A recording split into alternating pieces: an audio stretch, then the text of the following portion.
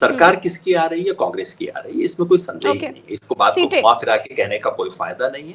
नमस्कार। हरियाणा में कौन जीत रहा है और क्यों जीत रहा है, ये बताने और समझाने के लिए हमारे साथ इस देश के सबसे बड़े चुनावी समीक्षक योगेंद्र यादव जी हैं।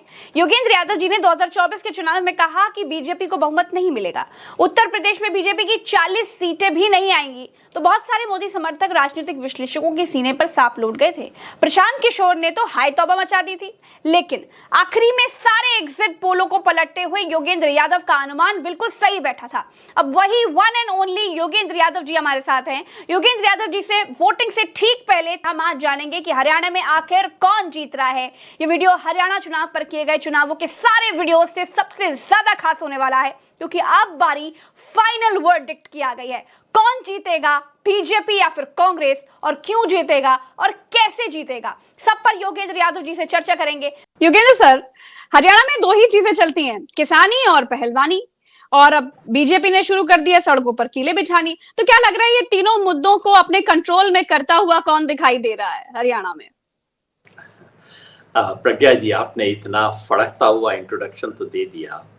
इतनी कोई सनसनीखेज बात मुझे कहने को है नहीं, और सच्चाई ये है कि ये जो चुनाव है इसमें बच्चा बच्चा जानता है क्या होने वाला है। बहुत बड़ा रहस्य है नहीं इस चुनाव के बारे में। रहस्य सिर्फ टीवी के स्टूडियो में है, क्योंकि वहां हम सोचते हैं कि बैलेंस किया जाए, ये भी कहा जाए, किंतु परंतु भी लगाया जाए। लेकिन इस देश के लगभग आधे चुनाव ऐसे होते हैं जिनमें चुनाव शुरू होने से पहले आपको परिणाम पता होता है। एटलीस्ट पब्लिक अपना मन बना चुकी होती है। ये चुनाव बिल्कुल उन्हीं चुनावों में से है जिसमें आखिरी दिन में, हालांकि इन आखिरी 3-4 दिन में मीडिया, टीवी जरूर कुछ ना कुछ रहस्य गुत्थी इसकी बना रहे हैं। नहीं, आखिरी मिनट पे ये स्विंग होने वाला है, वो होने वाला है। लेकिन बुनियादी बात बहुत सरल है, वो मैं कह देता हूँ। आपने कहा किसान और पहलवान, मैं एक इसमें और जोड़ देता हूँ, जवान। किसान, जवान, पहलवान, इन तीनों ने मिलाकर इस चुनाव का परिणाम इस चुनाव की घोषणा से पहले ही तय कर दिया था, और परिणाम बहुत स्पष्ट है। भारतीय जनता पार्टी की सरकार 10 साल राज करने के बाद विदा होने वाली है। सीधा मुकाबला कांग्रेस से है। कांग्रेस स्पष्ट बहुमत से चुनाव जीतने की संभावना है। बहुत ही कोई अनहोनी या अचानक अगले 2 दिन में कुछ हो जाए तो अलग बात है।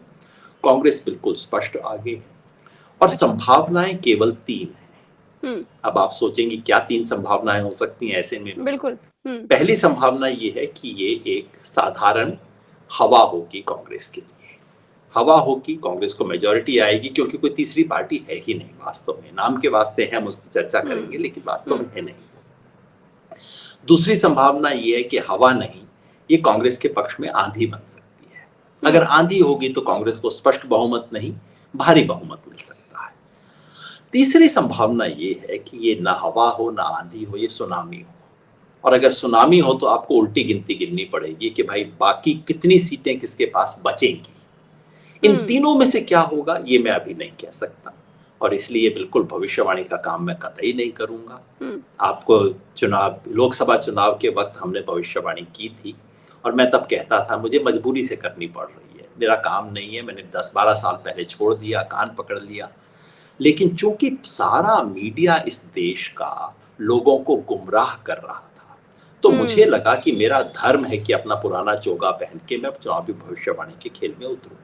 आज ना ऐसी कोई मजबूरी है, और भविष्यवाणी करना मेरा कोई शौक नहीं है। मैं बिल्कुल बुनियादी जो पॉलिटिकल कॉमन सेंस, राजनीति का सामान्य ज्ञान आपको बता देता हूँ। हरियाणा में आप बच्चे से पूछ लो, सड़क पे कोई फल बेचने वाला हो उससे पूछ लो, या किसी राजनेता से पूछ लो, हर एक को पता है कि इस वक्त हरियाणा में एक तरफा माहौल है, कांग्रेस आगे है। अब सवाल सिर्फ इतना है कितने से आगे है, कितने की मेजॉरिटी आएगी, ये सब 8 तारीख के लिए छोड़ दीजिए, तब वो हो जाएगा। तो सीटों की भविष्यवाणी मैं करूंगा नहीं, मोटी बात बिल्कुल स्पष्ट है।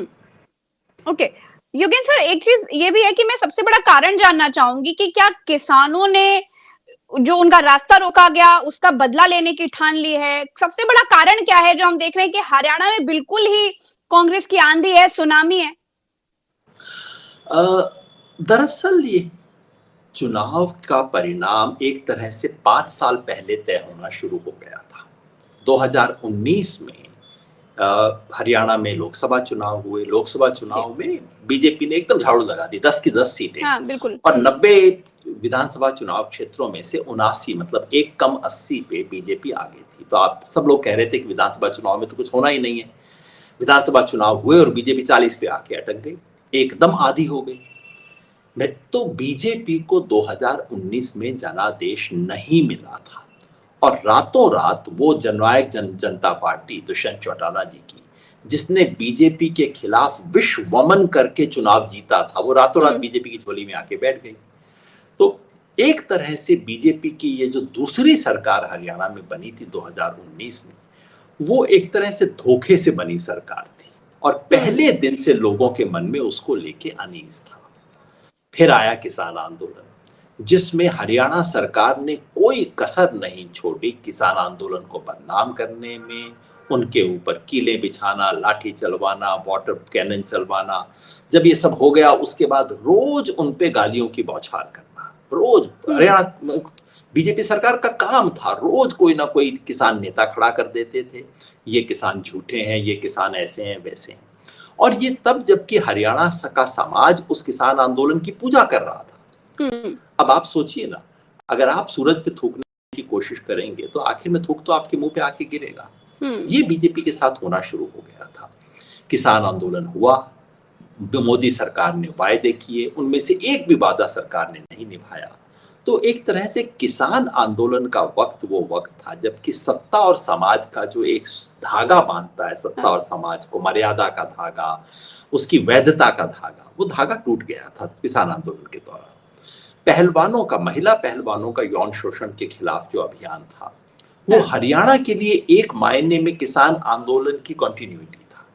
किसान आंदोलन में जिस तरह से समाज आहत था, उसी समाज को लगा लो अब ऊपर से ये, और तो उसने बची खुची वैधता भी खत्म कर दी इस सरकार की। जो जवानों का सवाल है हरियाणा में, उसका दोहरा अर्थ है। एक तो जवानों का सवाल बेरोजगारी का है और दूसरा जवानों का सवाल जो है वो ये जो अग्निवीर स्कीम है, अग्निवीर स्कीम का देश के जिन इलाकों में सबसे खराब असर पड़ा है उनमें से हरियाणा है।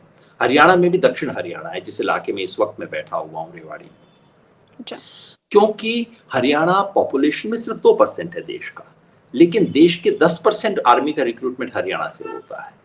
तो अग्निवीर स्कीम से दो चीजें हुई। एक तो ये हजारों नौजवान, हरियाणा में आप पहले आते कभी तो गांव में रोज सुबह आपको बच्चे सड़क के ऊपर दौड़ते हुए पाएंगे। वो मतलब कोई एथलेटिक्स की तैयारी नहीं कर रहे थे, वो आपकी फौज में जाने की तैयारी कर रहे होते।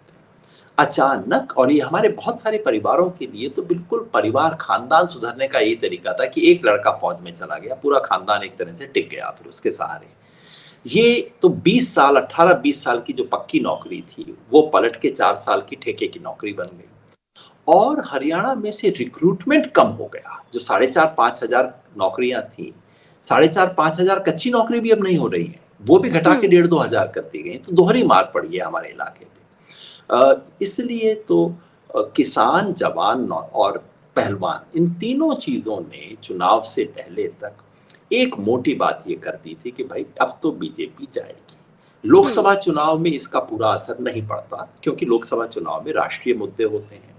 मोदी जी की पॉपुलैरिटी कम से कम हरियाणा के मुख्यमंत्री से तो ज्यादा ही थी, तो वो सब चीजें लेके थोड़ा सा बीजेपी को ऊपर खींच लेती है। जैसा 2019 में हमने देखा, लोकसभा में 89 सीटों पर आ गए थे और विधानसभा में 40 पे आ गए। यहाँ अब लोकसभा में बीजेपी 5-5 पे आई है और विधानसभा हलकों की दृष्टि से देखें तो बीजेपी 42 हलकों में आ गई थी 90 में से। तो जहां 89 से आ गए थे 40 पे, वहां 42 से आप कहां पहुंचेंगे, अब आप सोच लीजिए। और इस बीच हरियाणा सरकार की, क्योंकि अब लोकसभा चुनाव में कम से कम एक ढाल थी, मोदी जी, देश, राम मंदिर, ये वो तमाम चीजें थी। अब हरियाणा विधानसभा चुनाव में कोई ढाल नहीं बची है। अब आपको सीधे सीधे जो 5 साल की सरकार थी उसका जवाब देना है। हरियाणा की बीजेपी की जो पहली सरकार थी 2014 से 19 की, खट्टर जी की, उसके बारे में लोग 2-3 पॉजिटिव चीजें कहते थे। एक तो ये कि उस जमाने में नौकरी मेरिट के आधार पे मिली। दूसरा ये कहते थे कि वहां करप्शन थोड़ा सा कम हुआ। दूसरी सरकार जब इनकी आई, दुष्यंत चौटाला जी के साथ मिलकर जो बनाई, उसने करप्शन के सारे रिकॉर्ड क्रॉस कर दिए और लोग अब कहते हैं कि भाई जो चीज पहले 2000 में होती थी, जो काम हो जाता था, अब 20,000 देने पड़ते हैं और काम भी नहीं होता। तो करप्शन के मामले में गए। लॉ एंड ऑर्डर खराब हुआ पहले से, और सरकार की छवि बनी अहंकार की, सरकार की छवि बनी बेहयाई की, और सरकार की छवि बनी असंवेदनशीलता की।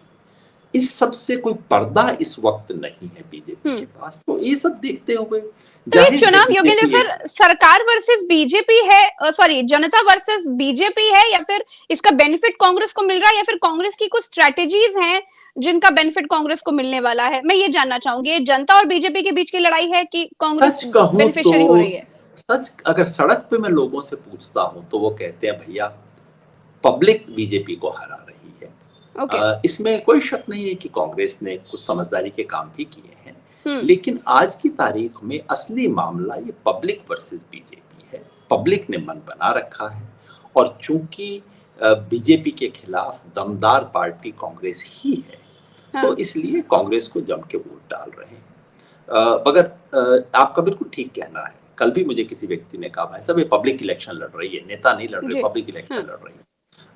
और जहां तक कांग्रेस का संबंध है, कांग्रेस ने एक बात समझदारी की कि अपना जो कांग्रेस का अंतर्द्वंद था, कलह थी, जो है और जो खुल के भी आई, जैसे कुमारी शैलजा और तमाम चीजें, हाँ, जी वो है, उसको एक दायरे से आगे नहीं बढ़ने दिया कांग्रेस ने। शुरू में ऐसा लग रहा था, और मुझे तो जब चुनाव शुरू हुआ तो मुझे तो ऐसा लगा था कि कांग्रेस के जो अंदरूनी खींचतान है वो इस चुनाव की सबसे बड़ी स्टोरी बन सकती है। अच्छा। मगर वैसा नहीं हुआ। एक तो कांग्रेस ने समझदारी से उसको एक सीमा में रखा। कुमारी शैलजा वगैरह ने आखिर में काफी मैच्योर बयान दिए, और दूसरी तरफ बीजेपी की अंतर्कलह खूब आ गई, तो उसको मैच करने वाले बीजेपी का भी आ गया, इसलिए ये सब खबर नहीं बनी। और कांग्रेस ने उन मुद्दों को अपने चुनावी मैनिफेस्टो में रखा है जो जनता के मुद्दे हैं। मगर सच बात यह है कि कांग्रेस अगर मैनिफेस्टो में ना भी रखती तब भी जनता वोट डाल के आती। ओके। अच्छा, विनेश फोगाट ने खुलासा किया है योगेंद्र सर, हालांकि बात हम हरियाणा चुनाव पर कर रहे हैं, लेकिन जब बात हरियाणा की है तो हरियाणा की बेटी की भी करेंगे।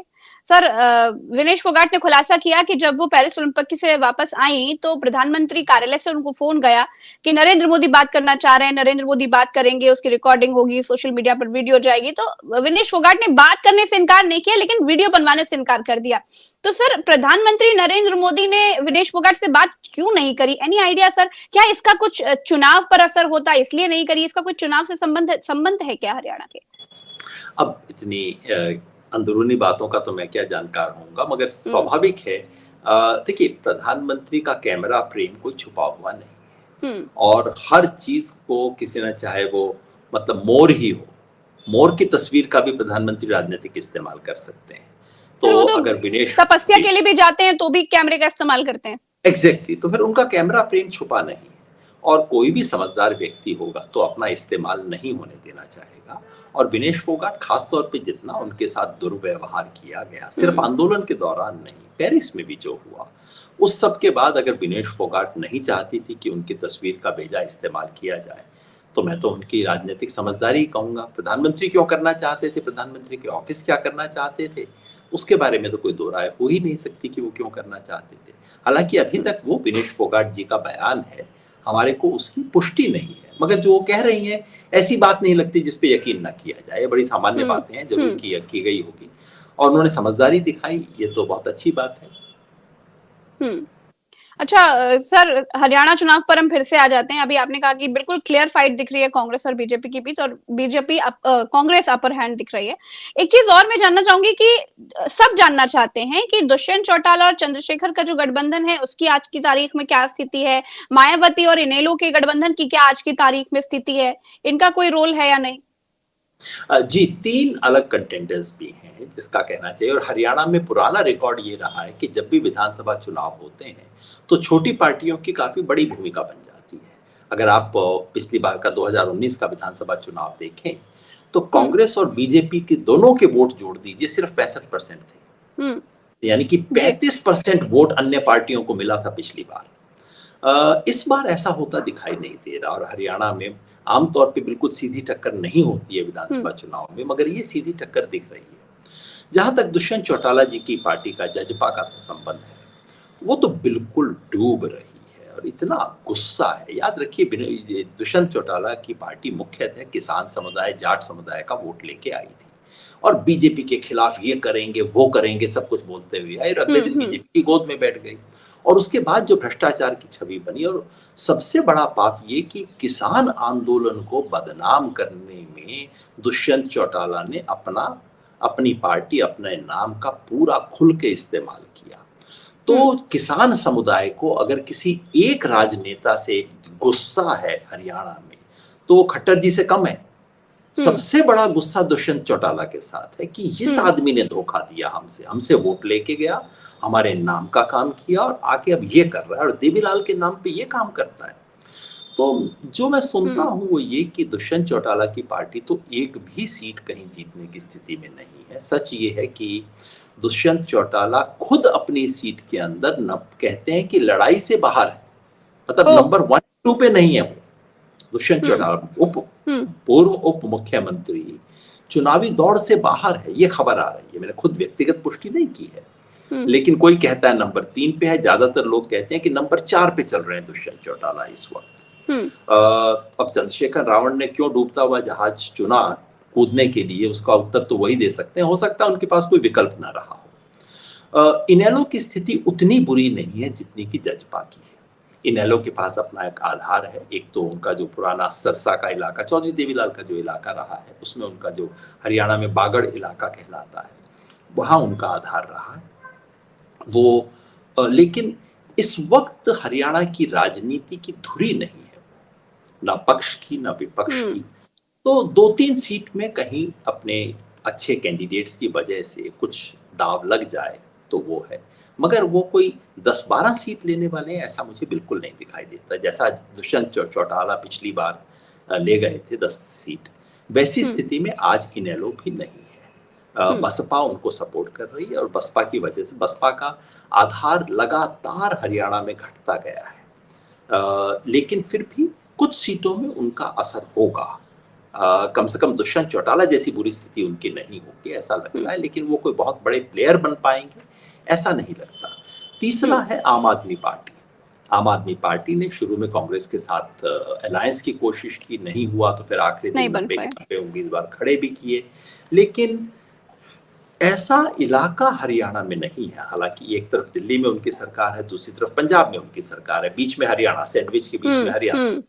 लेकिन लगभग ऐसा लगता है जैसे देश का बिल्कुल एक अलग इलाका हो, जहां इसकी दिल्ली और पंजाब की राजनीति की गूंज भी सुनाई नहीं देती। वहां आम आदमी पार्टी के पास बतौर पार्टी कहीं भी 5-10 हजार वोट नहीं है। हाँ, कुछ कैंडिडेट हैं जिन्होंने बीजेपी या कांग्रेस से टिकट के लिए कोशिश की होगी, लेकिन नहीं मिला तो आम आदमी पार्टी की टिकट पकड़ी है। उनमें हो सकता है कुछ लोग बेहतर कर जाए, मगर वो वर्चुअली इंडिपेंडेंट है। पार्टी का तो लेबल पकड़ लिया है, लेकिन उन्हें इंडिपेंडेंट की तरह आप देखें। लेकिन कुल मिला के ये तीनों पार्टियां 10 सीट भी हासिल कर पाएंगी, मुझे इसमें संदेह है। अच्छा। ये तीनों मतलब 2 गठबंधन और आम आदमी पार्टी तीनों मिलाकर भी 10 सीट हासिल कर पाएंगी ऐसा मुझे नहीं लगता 90 में से। वोट भी इनको काफी कम आएंगे। मुझे लगता है कांग्रेस और बीजेपी मिला के कम से कम 80% वोट ले लेंगे इस बार, जिसका मतलब है कि बिल्कुल क्लियर एक तरह से ध्रुवीकरण है दोनों पार्टियों के। जी तो सर, अब वो सवाल जिसका पूरे देश की जनता इंतजार कर रही थी, योगेंद्र यादव कब इसका जवाब देंगे। मैं कोई भविष्यवाणी नहीं पूछ रही हूँ आपसे, लेकिन मैं सिर्फ आपका आकलन पूछ रही हूँ, क्योंकि आपसे ज्यादा हरियाणा को कोई भी नहीं समझता है। कांग्रेस कितनी सीटें ला सकती है, भारतीय जनता पार्टी कितनी सीटें ला सकती है? और पहले तो मैं ये जानना चाहूंगी कि सरकार, आपने ये तो बताया अपर हैंड है कांग्रेस का, लेकिन सरकार किसकी आ रही है योगेंद्र यादव जी? एक सवाल का जवाब बिल्कुल स्पष्ट दूंगा, दूसरे सवाल का जवाब बिल्कुल नहीं दूंगा। सरकार किसकी आ रही है? कांग्रेस की आ रही है, इसमें कोई संदेह नहीं है। इसको बात को घुमा फिरा के कहने का कोई फायदा नहीं है। क्यों जलेबी बनाई जाए, सीधी बात की। सवाल सिर्फ ये है कि कितनी मेजॉरिटी से आ रही है। जी। और जैसे मैंने आपको शुरू में कहा, मैं वही चीज दोहराऊंगा, क्योंकि मैंने चुनावी भविष्यवाणी खेल में बिल्कुल पढ़ना नहीं चाहता। ये चुनावी भविष्यवाणी अनुमान तो बता दीजिए, किसने सबसे कितनी सीटें सटीक आती अनुमान लगाया, ये वाला जो गोल्ड मेडल है मुझे चाहिए नहीं। पिछली बार जबरदस्ती गोल्ड मेडल मेरे गले में डाल दिया गया था, मैं तो चाहता ही नहीं था, जिस दौड़ में मैं था नहीं उसका गोल्ड अरे मेडल आपकी बात तो बिल्कुल सच निकली सर, आप तो जमीन मैं पर थे, इसीलिए कह आपने रहा तो जो हूँ, इसीलिए तो मैं कह रहा हूँ कि जिस दौड़ का मैं हिस्सा नहीं होना चाहता था उसका गोल्ड मेडल मेरे गले में डाल दिया गया, तो मेरे को और गोल्ड मेडल नहीं चाहिए। ये चैनल्स करें, लोग करें। देखिए, गंभीर बात कहूं, पिछली बार मुझे क्यों करना पड़ा, ये मेरे को इसलिए करना पड़ा कि सारी चैनल, सारा देश का मीडिया मिलके गुमराह कर रहा था, 400 पार पता नहीं क्या क्या कहानियां सुना रहे थे। तो मुझे तो लगा कि भाई मेरी बात अब ये बड़ी चैनल तो सुनाएंगे नहीं, चलो प्रज्ञा मिश्रा मेरी बात सुनेंगी, चलो अजीत अंजुम सुनेंगे, जो सुनेंगे उनके माध्यम से मैं अपनी बात पूरे देश तक पहुंचाऊं। तमाम जिन साथियों, दीपक शर्मा ने सुनी, जिन्होंने जिन ने सुनी, सबके माध्यम से मैंने देश तक पहुंचाई वो बात, क्योंकि उस वक्त ये बोलना मेरे लिए भविष्यवाणी का काम नहीं था, मेरे लिए इस देश के भविष्य को बचाने का काम था। बिल्कुल सही बात है। आज हरियाणा में ये बात हर कोई जानता है कि कांग्रेस आगे है, बीजेपी की हालत खराब है। अब चैनल वैनल कुछ भी बोल रहे हैं, अच्छी बात है, वो बोले।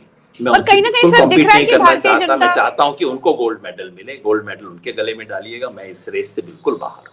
और मैंने आपको एक चीज बताई, या तो सामान्य विक्ट्री होगी कांग्रेस की, अगर हवा है तो 50-55 सीट आएंगी, अगर लहर है यानी कि आंधी है तो 60-65 सीट आएंगी, अगर सुनामी है तो भाई 70 से ऊपर आएंगी। अब इन तीनों में से क्या आएंगी ये आप बताइए, बाकी लोग बताएं, इसमें मुझे दरअसल दिलचस्पी नहीं है।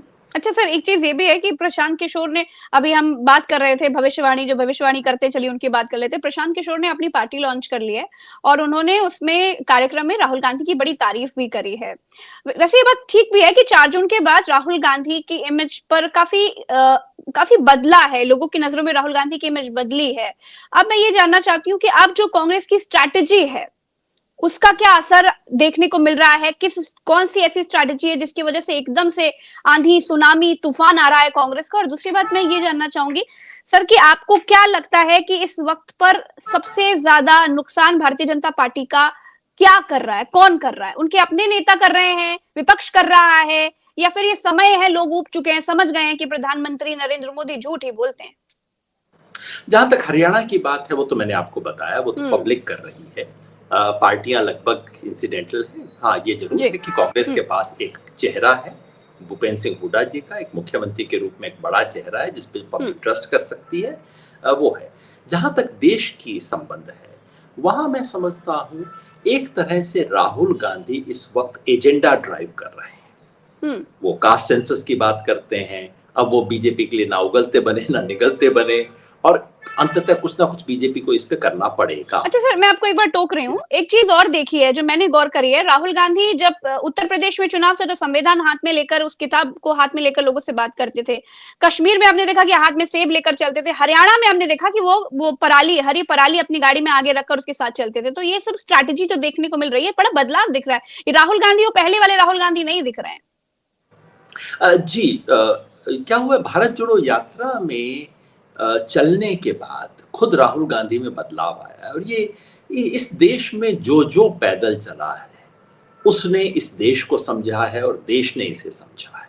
और राहुल गांधी को अब जमीनी मुद्दे पकड़ाने उस तरह से शुरू हुए हैं। दिल उनका हमेशा इसी तरफ था, मैं उन्हें कोई 15 साल से जानता हूँ, दिल उनका हमेशा अंतिम व्यक्ति के साथ था। लेकिन किताबों के जरिए जानना, केवल अपने हृदय और संवेदना से जानना अलग चीज होती है, और पांव से नापना और आंखों से देखना एक अलग बात होती है। वो जब से हुआ है तब से राहुल गांधी का एक कनेक्ट बेहतर है जनता से, और वो मुद्दे उठाना जो सचमुच जनता के मुद्दे हैं। और उस लिहाज से मैं समझता हूँ राहुल गांधी इस वक्त एजेंडा ड्राइव कर रहे हैं। और बीजेपी की अंतरकलह का तो ये है कि देखिए, जब जब बीजेपी कमजोर हुई है तब तक उसमें अंतरकलह बहुत हुई। हम भूल जाते हैं 2009 की हार के बाद 2 साल तक बीजेपी रिकवर नहीं की थी, उसमें क्या क्या अंतरकलह हो रही थी बीजेपी के अंदर। तो ये सब चीजें सामने आ सकती हैं अगर राहुल गांधी अपने रास्ते पे चलते रहें, अगर वो फर्म रहें और बड़े निर्णय लेते रहें, तो उसमें आगे बढ़ेंगे। मैं तो भूल ही गया था कि प्रशांत किशोर जी ने आज पार्टी लॉन्च की है, उनको शुभकामनाएं। प्रशांत किशोर ने एक अच्छी चीज की है, राजनीति के मंच पे आमतौर पे बहुत झूठ और बहुत ही ऊट पटांग ऊंचे दावे करने की परंपरा पड़ गई है। अगर उन्होंने अपनी पार्टी लॉन्च करते वक्त राहुल गांधी के बारे में 2 अच्छे शब्द बोले हैं, तो ये एक अच्छी परंपरा की शुरुआत है कि राजनीति में आप टोटल झूठ और विश्वमन न करें, कुछ कायदे की बात भी बोलें। बहुत कम लोग करते हैं। अगर मैंने आज सुना नहीं है प्रशांत किशोर जी को, किया है तो बहुत अच्छा काम किया है। सर, एक आखिरी सवाल। वैसे तो मैं आपसे हरियाणा चुनाव पर बात कर रही थी, लेकिन मैं जानती हूँ कि हर चुनाव पर आपकी नजर जरूर रहती है, इसलिए मैं आपका अनुमान जानना चाहूंगी कि 3 राज्यों में चुनाव है, क्या लग रहा है? हरियाणा तो हमने समझ लिया बहुत क्लियरली कि कांग्रेस जीत रही है, सरकार आ रही है कांग्रेस की, लेकिन झारखंड में क्या देख रहे हैं, जम्मू कश्मीर में क्या देख रहे हैं, आपका अनुमान क्या है? और साथ में महाराष्ट्र भी है। हाँ जी, बिल्कुल बिल्कुल। जब देखिए झारखंड अटका हुआ है, झारखंड के बारे में सचमुच मुझे भी रुचि है। जैसे हरियाणा के बारे में मैं कह रहा हूँ पहले दिन से तय, देखने को क्या है। झारखंड में अभी भी तय नहीं है, झारखंड चुनाव बिल्कुल खुला हुआ है। महाराष्ट्र में एमवीए, जो कि इंडिया गठबंधन का दूसरा नाम वहां पे स्थानीय है, उसको बढ़त तो है। अब बढ़त को क्या वो एक स्पष्ट जीत में बदल पाएंगे, वही सवाल है। जम्मू कश्मीर में इतनी सूचना मुझे नहीं है। जाहिर है बीजेपी तो वहां जीतने की स्थिति में है ही नहीं, क्योंकि दावे इतने किए थे, टीवी पे आके क्या क्या बोला करते थे बीजेपी वाले कि कश्मीर तो वैली बदल गई है, बीजेपी ने ये कर दिया है, वो कर दिया है। तो भाई अगर मान लीजिए मेरी पार्टी ने कश्मीर घाटी को बदल दिया है, स्वर्ग बना दिया है, शांति है, लोग खुश हैं, तो मैं अपनी पार्टी के उम्मीदवार क्यों नहीं उतारूंगा भाई वहां से? तो अगर बीजेपी उम्मीदवार नहीं उतार रही तो इसका मतलब है कि 370 के बारे में कम से कम बीजेपी दावे कर रही थी कि इससे कश्मीर में कश्मीरियों को इतना फायदा हो गया है और कश्मीरी इतना खुश हैं, वो तो बीजेपी भी जानती है कि वो सच नहीं है। तो रह गया वहां पे कांग्रेस और नेशनल कॉन्फ्रेंस का जो गठबंधन है, और दूसरे लोग जो कि किसी ना किसी स्टेज पे बीजेपी से कुछ गठबंधन कर चुके हैं, चाहे वो पीडीपी हो, चाहे वो इंजीनियर राशिद हो। जो खबरें आ रही हैं वो ये कहती हैं कि कांग्रेस नेशनल कॉन्फ्रेंस को एडवांटेज है, मगर चूंकि मैंने आंख से नहीं देखा और उस तरह का फील नहीं है, कश्मीर कभी भी गया हूं तो चुनावी राजनीति देखने के लिए नहीं गया, दूसरी राजनीति वहां समझने के लिए गया हूं। वहां की जो अलगाववाद की राजनीति है, वहां क्या हो रहा है, दीर्घ काल में क्या होगा, हमेशा एक दूसरा एंगल लेके गया हूं, तो इसलिए उस तरह का फील नहीं है। और मैं झूठा दावा करना नहीं चाहता, सुनी सुनाई बात बता रहा हूँ, जो अखबार में पढ़ता हूँ, लोगों से सुनता हूँ। कांग्रेस एनसी को कुछ एडवांटेज है, मगर वहां इतना चितराया हुआ प्रदेश है। बीजेपी को जम्मू में बहुत डोमिनेंट पार्टी बीजेपी, कश्मीर में तो नहीं, जम्मू में रही है, तो उसको कितना कन्वर्ट कर पाएगी, ये सब अभी भी सवाल है जिसका उत्तर हमें ढूंढना होगा। महाराष्ट्र में सर? महाराष्ट्र में मैंने कहा एमबीए को एडवांटेज है, इसमें तो कोई संदेह नहीं कि एडवांटेज है। अब एडवांटेज को वो कितना कन्वर्ट कर पाएंगे वो हमें देखना है। चलिए, बहुत बहुत शुक्रिया योगेंद्र सर, आपने समय दिया, और दर्शकों का भी बहुत बहुत शुक्रिया। तो हरियाणा में कौन जीत रहा है, किसकी सरकार आ रही है, क्या कुछ होने जा रहा है, साथ ही साथ बाकी के 3 राज्यों में क्या कुछ होगा, ये समझने के लिए आज हमारे साथ, ये समझाने के लिए आज हमारे साथ योगेंद्र यादव जी थे। हम फिर मिलेंगे एक नई चर्चा में, अभी के लिए मुझे दीजिए इजाजत। नमस्कार, जय हिंद, टेक केयर।